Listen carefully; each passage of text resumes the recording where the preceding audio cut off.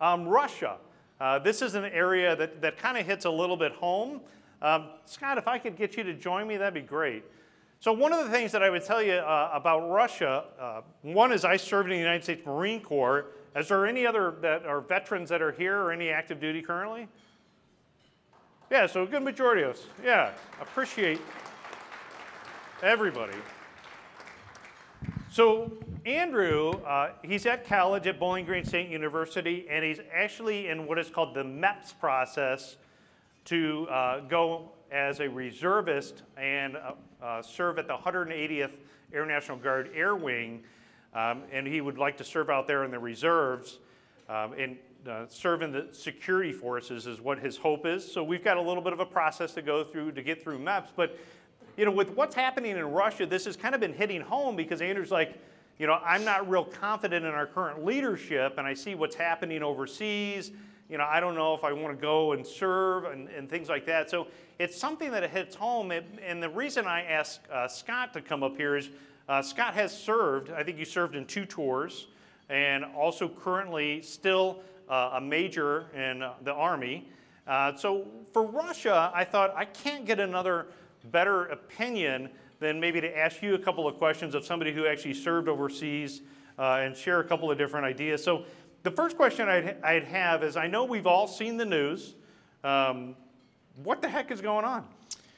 Well, great question. Couple things. First of all, when I met Nolan, he said, oh, I'm a Marine. I said, you know, the Marines are just Department of the Navy. And he said, I was trying to minimize it, and he said, yeah, the men's department. I'm like, all right, kudos, good job. But yeah, you know, it's interesting. I was reading an article in the New York Times that was talking about record inflation, record oil prices, the Dow crashing. And it was from this week of 1982. It was talking about the Cold War, and I was just thinking, man, you know, I was reading Proverbs to the girls the other night, and in Proverbs it talks about that gray hair is a crown of splendor, and I know there's a lot of gray hair in this room that has lived through all of these things before. I mean, it's like a carbon copy. And so specific to what's going on, it's very, very interesting to see, you know, what's unfolding in Europe right now. And I think there's 2 key things that I'd recommend keeping in mind. First of all, you know, in terms of, well, why is Putin doing this? I know you said you could not think of somebody better. You could maybe not think of somebody cheaper than me to come there. I'm sure there's people more qualified. But when we think about what Putin is up to, you know, you have to look at a little bit of the history of what's gone on over there. Because it's not just an acute one-time event. This has been unfolding for years now. And so when we look back in 2014, when Ukraine had a big political revolution, in essence, and turned over their leadership. They had a pro-Russian leader there, and now they have a pro-West leader there who I think seems to be doing a really, really good job from leading from the front, so to speak. Now, right after that, you see Russia come in and take Crimea. And I was trying to think, how could I explain this in a way that maybe seems personal to us? You know, does anybody know how far Moscow is from the border of Ukraine? It's pretty much the same distance of Washington, D.C. to Toledo. So if we put ourselves in Putin's shoes, imagine we have a huge oil reserve in Lake Erie. And imagine that the Canadians are a huge adversary of the United States. Well, then imagine that Michigan is a neutral country who is deciding that they want to join Canada. So to protect our own interest, could we potentially see the United States saying, well, we're not going to let that happen. We're going to go take over that land and make sure we protect our borders and make sure that we protect our ability to get natural resources. And that's really what you have happening in Ukraine right now. So he goes in, he takes over Crimea. If you look at Crimea, it's in the southern part, borders the Black Sea. There's a huge amount of natural resources in the Black Sea that the theory is Putin really wants to get his hands on those. And so ultimately, there's that natural resource part of it. That's one section. And then the other section, Nolan, is really understanding what NATO is. So I spent only one tour, 1 year in Afghanistan, and I had a NATO patch on my shoulder. And understanding what NATO is and what NATO isn't is pretty important to this discussion.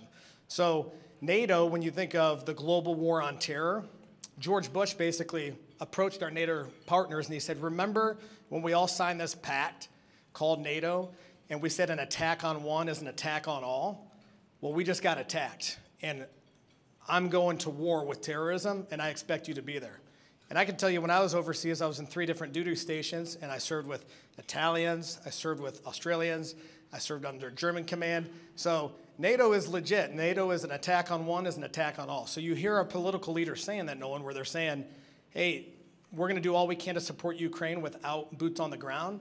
But if they're saying the phrase very specifically, if he encroaches on 1 inch of NATO territory, then basically it's on. So I think, you hear some uncertainty, oh, how far will Putin go? Is this going to be World War III? I think it's mainly, I'm not the expert, but I think, in my opinion, from research there, military experience, I think it's really about getting those natural resources and restoring some of USSR and back to the glory days of Mother Russia without encroaching on NATO. Yeah, absolutely. And so, again, what we can use is you can use history as a guideline to help make decisions, and history doesn't always repeat itself, but they say it oftentimes rhymes. So if we look at the stats that are out there, a couple interesting stats. Since 1950, the average drawdown when you have a geopolitical event like this is about 4.39%, going back to 1950. So again, we're seeing some short-term pullback in the market, and that has historically been some of the things that we've seen. And it doesn't take a whole lot of time before markets typically recover from these geopolitical events. The other thing that we saw, and the question that people asked to follow up to that is, why don't we do more? What we saw today is that President Biden stopped the import of oil, so maybe time to get an electric vehicle with the price of the pump. It's getting more and more expensive as well. So I guess the follow-up, I would love to have, again, people spend more time, but unfortunately I'm just somewhat limited on time. In conclusion, what would you say to your clients and or anybody here on what to do now, and final thoughts?